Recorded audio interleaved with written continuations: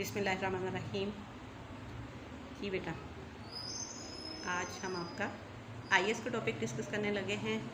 आपको पता है मुहर्रमुल हराम का मंथ चल रहा है, महीना बहुत बाबरकत है और किस लिए मशहूर है पता है आपको? करबला क्या? करबला के वाक़े से शुरू जिसमें वो नबी शहीद हुए थे। नबी नहीं बेटा, हज़रत इमाम हुसैन रज़ी अल्लाह ताला अन्हो और उनके बहुत सारे अहलो अयाल जो थे वो इस महीने में शहीद किए गए थे। वजह क्या थी? मैम जो मेरी मम्मा कह रही थी कि काफिरों ने कहा था कि ये इस्लाम छोड़ दो हमारे साथ, और जो या हुसैन ने कहा था नहीं ये मेरे दादा का दीन है इसलिए मैं अपने दीन को नहीं छोड़ूंगा। नाना का दीन है तो मैं अपने शाबाश, गुड टू द पॉइंट। उसने किसी हद तक इसको जी वो नमाज पढ़ रहे थे और काफिर आए, उन्होंने इसकी गर्दन काट दी और जब उन लोगों को रखा ना फिर भी वो तिलावत कर रहे थे कुरान पाक की तिलावत कर रहे थे। हज़रत इमाम हुसैन का जो सर मुबारक था। ठीक है, पहले हम देख लेते हैं कि मुहर्रमुल हराम की अहमियत क्यों है। ये तो वाक़या बेटा बहुत बाद में हुआ, लेकिन उससे पहले हमें देखना है कि कौन सी ऐसे बहुत से दूसरे अहम वाक़यात हैं जो कि मुहर्रमुल हराम के महीने में हुए थे और जो कि मशहूर थे। यहाँ पे मैंने कुछ पॉइंट्स आपके लिए बनाए हैं कि जो अहम वाक़यात 10 मुहर्रमुल हराम को स्पेशली हुए हैं। सबसे पहला, हज़रत आदम अलैहिस्सलाम की तौबा कबूल हुई थी। ठीक है, आपने ये वाक़या आई डोंट नो पढ़ा है कि नहीं पढ़ा कि हज़रत आदम अलैहिस्सलाम और अम्मा हव्वा ने से एक गलती हुई थी और अल्लाह ताला ने उन्हें जन्नत से निकाल दिया था, ज़मीन पर उतारे गए थे, पता है ना आपको?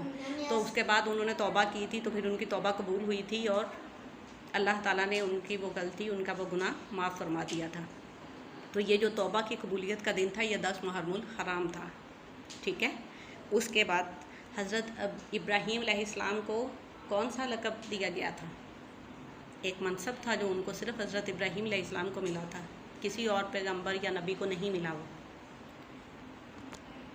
जी बताएं।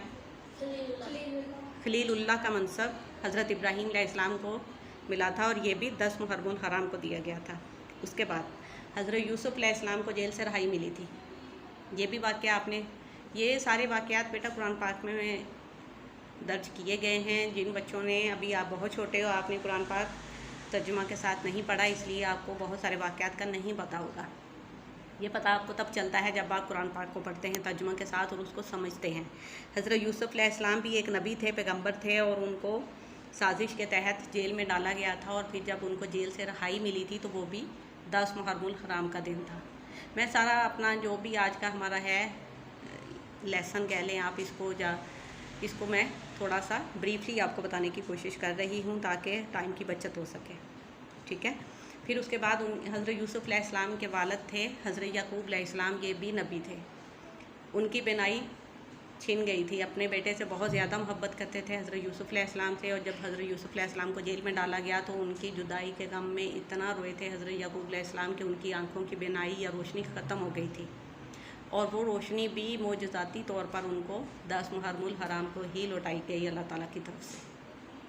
ठीक है, लेकिन कितने अहम और कितने दिल को छू लेने वाले वाक़यात हैं ये सारे, जो कि 10 मुहर्रमुल हराम को हुए हैं, जिनके बारे में अमूमन बात नहीं की जाती और हमें इनका इल्म भी नहीं है।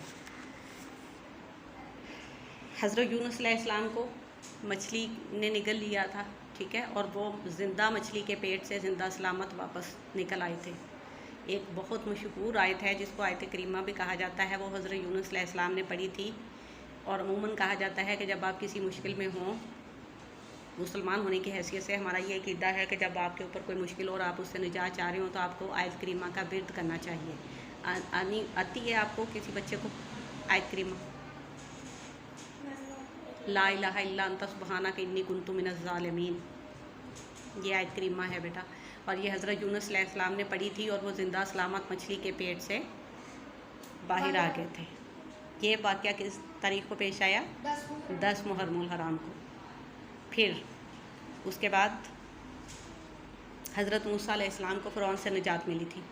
ये तो आपकी बुक्स में भी है वाक़या, पता है ना? हज़रत मूसा अलैहिस्सलाम को फ़िरौन से निजात मिली थी, वो भी 10 मुहर्रमुल हराम को मिली थी।